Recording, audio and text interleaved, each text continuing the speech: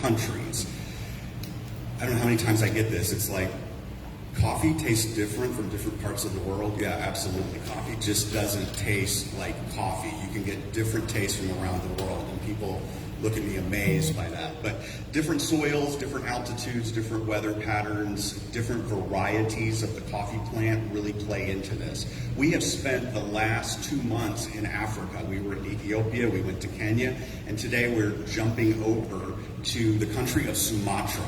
This coffee is a darker roasted coffee. It is not your typical variety of plant. It's a Caturra plant as opposed to a Typica or a Bourbon plant, so it's definitely yielding a different taste.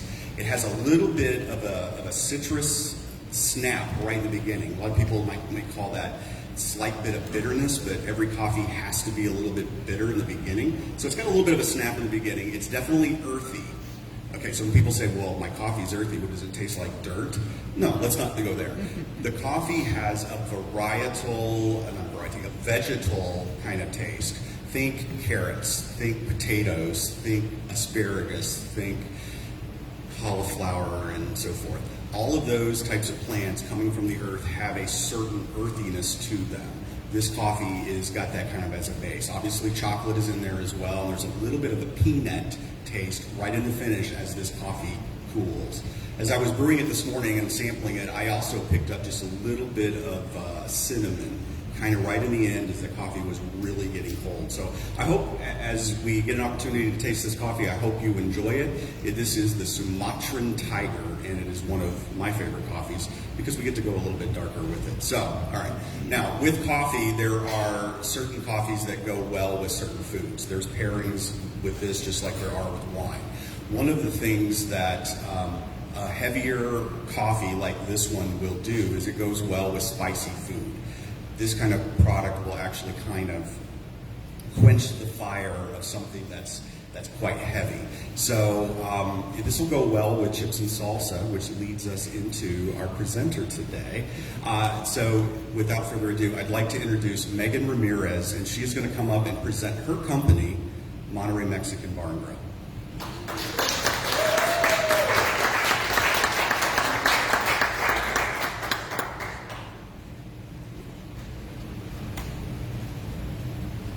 Hello, good morning. My name is Megan Ramirez, and I'm the owner of Monterrey Mexican Bar and Grill. We are up the road here on McKinley, and I am here to present about our new upstairs event space that we've recently renovated and our expansion of our catering that goes along with that. This is a little breakdown of our team we have at Monterey. As you might notice, there's quite a few of us with the same last name.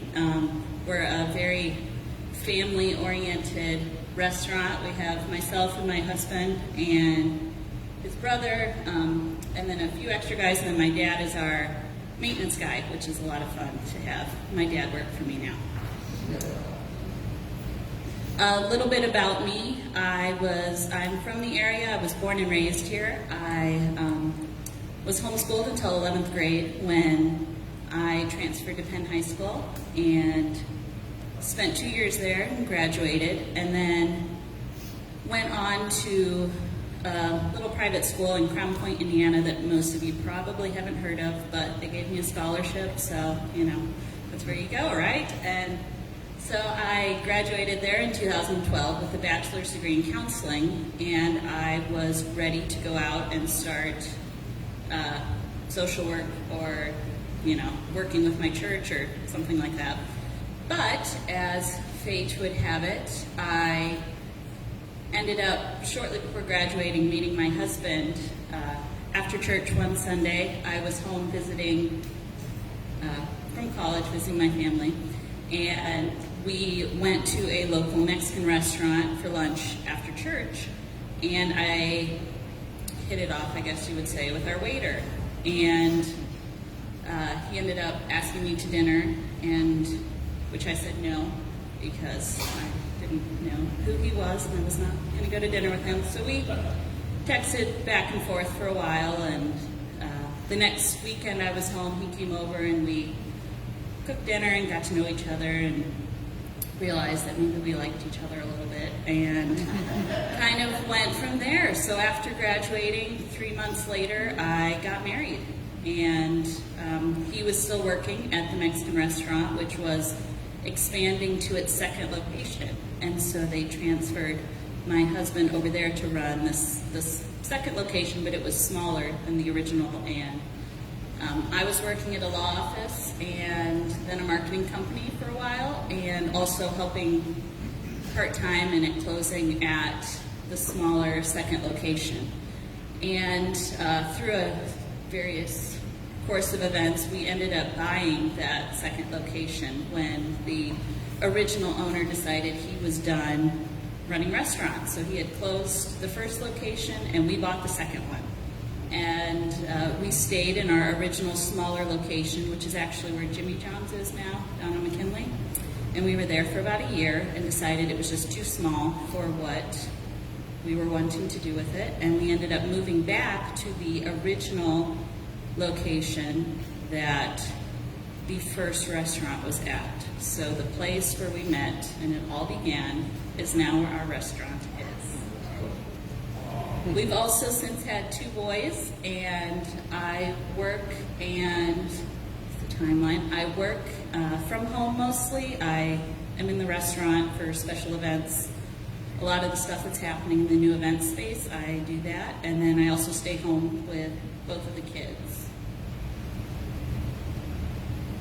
So as you all know, last year we had a pandemic, and that was not fun for restaurant owners. It wasn't fun for anyone, but especially when you're trying to get people to leave their house and come out and buy something that they're then going to eat. It, took some planning, and we did some rebranding of things to make it more COVID friendly. We did Cinco de Mayo last year as a carry-out only event because we were in the middle of the lockdown.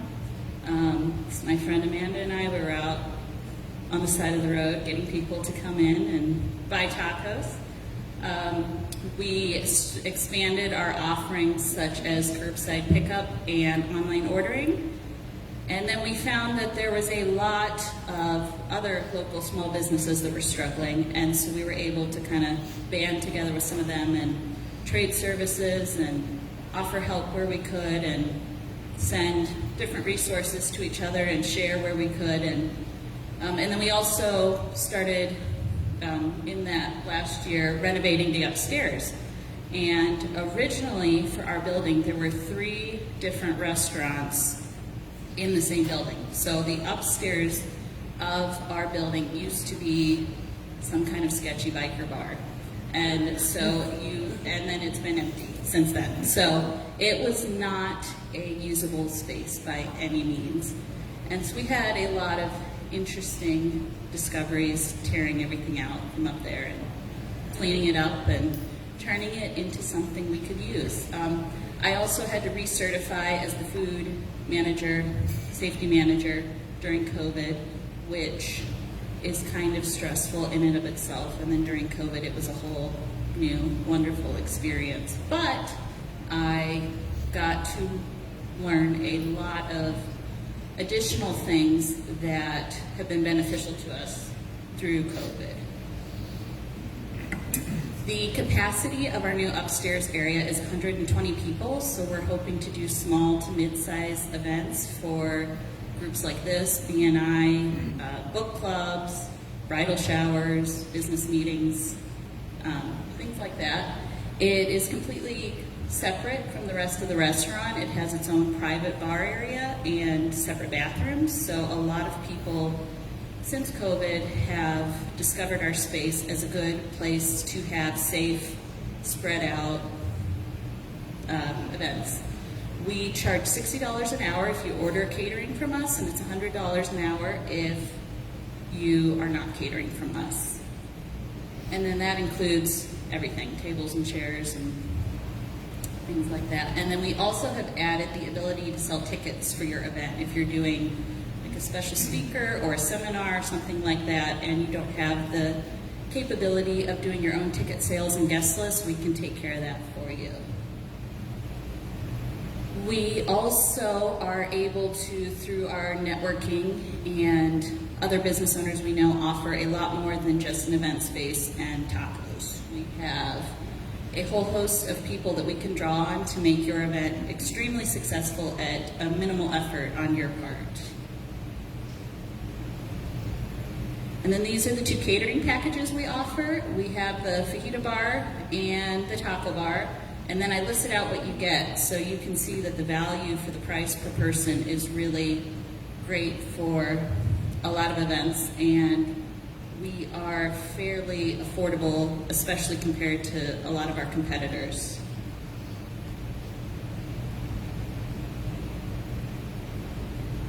These are some catering events we've done. This was a wedding show. The cookies in the middle here are made by a friend of mine that works with me when I need specially decorated sugar cookies like this. So that is an example of something that you can get by working with Monterey, that we like to bring along other small business owners as we can. This was an event we did for a local radio station, and it was one of the biggest caterings we had ever done, and so that was quite a day that we got to do that. And it was also a little bit different. We ended up calling it a street taco catering, so we were able to kind of tweak what we offered to make it more like a taco truck experience for people. This is when we catered Newman Fest for the Logan Center, and that was at the Brick. And then these are some photos of our newly renovated event space upstairs. This was a wedding reception we did. And then if you would like to take your phones out and mark all these exciting things we have coming up, these are some great ways to get upstairs and see our space without having to pay for it necessarily. This one we are doing at Rio Park Events, and it is a women's business expo specifically highlighting moms that own or run their own businesses. And so if you are not a mom that runs and owns your own business, we still invite you to come and support the other moms, because I can tell you from experience, it's pretty exciting most of the time to be a mom and a business owner. This one will be upstairs in the event space. It's Margaritas for Meows, and we are helping raise money for Meow Mission, and that will be June 17th, and they're going to be doing a silent auction up there. So all of this is also on Facebook if you need more details. We also offer a weekly trivia nights every Monday night from 6:30 to 8:30, and a musical bingo every Wednesday from 6:30 to 8:30. We have a Father's Day breakfast coming up on June 19th, and Tacoma Coffee will be there serving coffee, so if you like the coffee today, you can come get more. And that is all I have. Does anyone have any questions?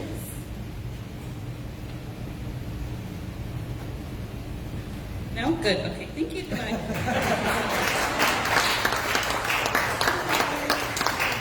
Yes. You're not going to get off that. I figured. Okay, so like, do you do other events in town? Do you like to advertise your business? What else do you do to advertise? Yes, we do. You mean as far as catering? Just in general, your business, catering, like what forms of advertising do you use? Yeah, we do a lot of advertising. We do a lot of radio, some TV. We advertise in Michiana Savor with Tim. We do a lot of social media marketing. And yeah, we're on several different radio stations, which has been pretty successful for us. But the catering too? Do you advertise the catering also? Or is this something? Well, we advertise the catering, but like what I'm presenting today is more of an expanded thing. We're wanting to do like business lunches and things, and weekly regular meetings that people want to have upstairs, that they also get catering along with it. Yes. I just have a tidbit I would like to add. Okay. Something that you didn't mention a lot of, but it's kind of a big deal, so I'm going to grab on you for a minute, if that's As Jeff mentioned, I'm with the foster care agency called National Youth Advocate Program. And she's amazing. And so we network a lot with Monterey. Monterey has been feeding our foster parents at cost for like 3 years.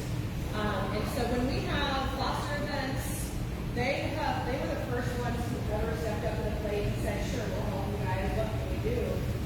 So they have their hands so far and so deep in the community. That meow mission thing is just like a tiny smidge of the community work that they do. So I'm just going to throw that out there because that's how Megan and I became friends. Like they are so. Thank you.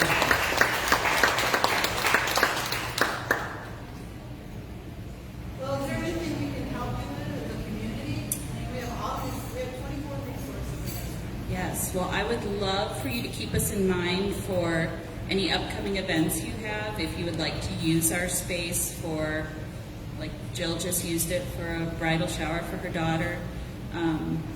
So if you have, oh yes, you did your bowling dinner there, yes. So the radio's done quite a bit of stuff up there. So if you have an event coming up that you would like to talk to me about, my contact info is there. And also if you Facebook the restaurant or email or any of it, it all comes to me. So yes.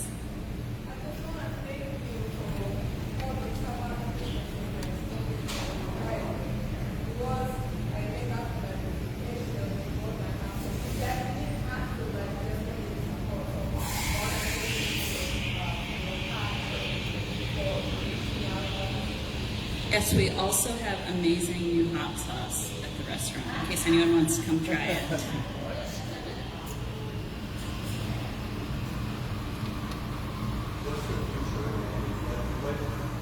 How do you expand on the menu today? It's an excellent menu. I leave for about 3 times a week. How do you, what are some of the things you're looking for? We are exploring the possibility of expanding our vegetarian and vegan options and becoming, I don't know if certified is the right word, or getting it to where people that have either food allergies or special dietary needs would be able to come and eat safely and have it be guaranteed that certain things were, you know, safe or acceptable for the level of whatever they were looking for.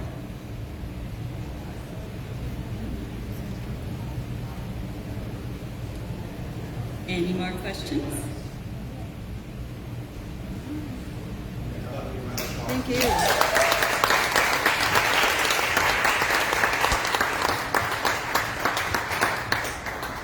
So we're talking about community, and community goes beyond just living in a community. There is also relationships within a community. And I think that's one thing that Monterey has done. I'm not just going to say Megan, even though she's the driving force behind it, but Monterey has definitely been a company that embraces the community and relationships behind that community. Chef Kalesa presented last month her hot sauce, and Megan was here for that and stay connected, and now that hot sauce is at her restaurant. And I think that is an amazing thing to actually have happen. And I know people from this community have supported other people in this community with their business, and I think that's really the heart of really what we're trying to build here. If you look around this room, your next customer may be in this room. So I think that's an important thing to keep in mind as well. I mean, sure, there are businesses out there that have amazing products, and the product sells itself. And you could probably put it on Amazon and it'd sit in your home and just never know any of your customers. Be an interesting model. To me, that would be very boring. Honestly, I really like connecting with my customers because relationships matter. And I think it's an important aspect of how we go about doing community within the business world is, do we build relationships and do we value those relationships? Again, the next customer you have might be in this room, and it might be your largest customer. You never know. So what I would really encourage you to do once we kind of wrap up here today is mingle a little bit, drink some more coffee. There's plenty of chips and salsa over here.